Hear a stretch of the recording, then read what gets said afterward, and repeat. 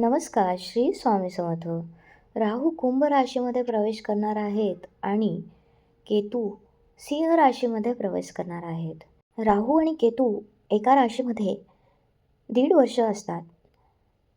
त्यामुळे मीन राशीमध्ये राहू व्ययस्थानामध्ये कुंभ राशीत आहे आणि केतू षष्ठ स्थानात केतू प्रवेश करणार आहेत.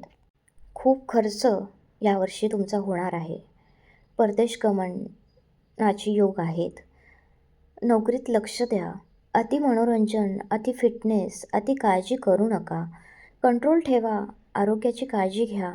डेली रुटीन खराब होतं आहे, त्यामुळे रोजचं रुटीन ठेवा आणि फ्लेक्झिबल राहा. हे असंच का? हे असंच होतं आहे का? असा विचार करू नका. फ्लेक्झिबल राहा. फ्लेक्झिबल नाही राहिलात तर खर्च होईल. विदेशाचा लाभ होईल. कंट्रोल ठेवा म्हणजे हे गोचर चांगलं जाईल. धन्यवाद.